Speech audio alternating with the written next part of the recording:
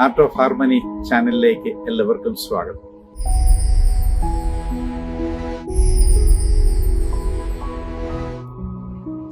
നമ്മൾ ഓരോരുത്തരും ഇഷ്ടപ്പെടുന്ന സ്നേഹത്തിന്റെ ഓർമ്മയുണ്ട് ജീവിതത്തിൽ. അത് നമ്മളെ ശക്തിപ്പെടുത്തുന്നു, ബലപ്പെടുത്തുന്നു, ധൈര്യപ്പെടുത്തുന്നു, പ്രത്യാശ നൽകുന്നു, ഉന്മേഷം നൽകുന്നു. നമുക്കിഷ്ടമില്ലെങ്കിലും ജീവിതത്തിന്റെ കൈപ്പേറിയ അനുഭവങ്ങൾ, ദുഃഖത്തിന്റെ ഓർമ്മകൾ നമുക്ക് ഭാരമാണ്, നമ്മുടെ ഊർജം എടുത്തു കളയുകയാണ്. ഇങ്ങനെ ശക്തിപ്പെടലിന്റെയും നമ്മളെ ദുർബലമാക്കുന്നതിൻ്റെതുമായ ഒരു വടംവലി നമ്മുടെ എല്ലാവരുടെയും ഉള്ളിൽ നടക്കുന്നു. ഇതിന്റെ ഒരു മനോഹരമായ വിവരണം ലൂക്കായുടെ സുവിശേഷത്തിന്റെ അവസാന ഭാഗത്ത് നമ്മൾ കാണുന്നു.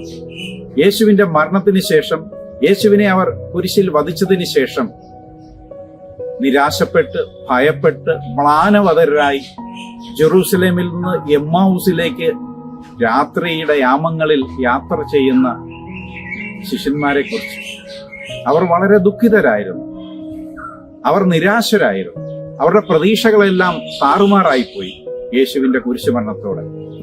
അങ്ങനെ മ്ലാനവതരായി, ദുഃഖിതരായി, നിരാശരായ ആ ശിഷ്യന്മാരോട് കൂടെ ഒരു സഹയാത്രികനായി ഈശോ കൂടെ പോകുന്നുണ്ട്. എങ്കിലും അത് ഈശോയെ തിരിച്ചറിയാൻ അവർക്ക് സാധിച്ചില്ല. കാരണം അത്രയധികം ദുഃഖഭാരത്താൽ അവരുടെ കണ്ണുകൾ അടയ്ക്കപ്പെട്ടിരുന്നു, മനസ്സ് അടയ്ക്കപ്പെട്ടിരുന്നു.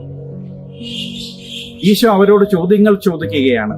ഒരു നല്ല കൗൺസിലിംഗ് നടത്തുവാൻ, അവരെ കൊണ്ട് തന്നെ അവരുടെ ഉള്ളിലെ വിഷമങ്ങൾ പറയിപ്പിക്കുവാൻ ഈശോ അവരെ ക്ഷണിക്കുകയാണ്.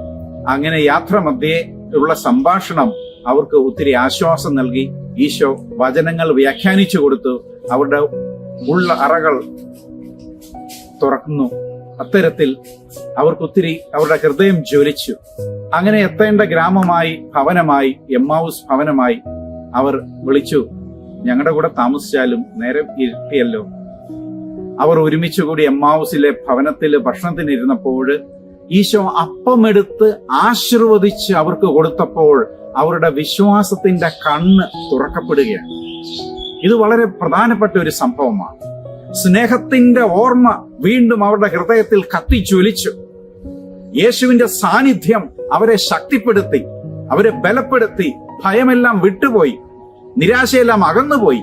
പ്രത്യാശയോടെ, ഉത്തരവാദിത്ത ബോധത്തോടെ, കർത്തവ്യ ബോധത്തോടെ അവർ എവിടെ നിന്ന് ഒളിച്ചോടിയോ അങ്ങോട്ടേക്ക്, ജെറൂസലേമിലേക്ക്, എമ്മാവൂസിൽ നിന്ന് മടങ്ങിപ്പോവാൻ ആ നിമിഷം തന്നെ തീരുമാനിക്കുക.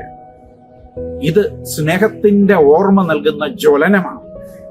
സ്നേഹത്തിന്റെ ഓർമ്മ നൽകുന്ന ശക്തിപ്പെടല, സ്നേഹത്തിന്റെ ഓർമ്മ നൽകുന്ന സൗഖ്യപ്പെടല. എന്റെയും നിങ്ങളുടെയും ജീവിതത്തിൽ ഇത് ഉണ്ടാകേണ്ടതാണ്, നമ്മൾ ആഗ്രഹിക്കുന്നത്.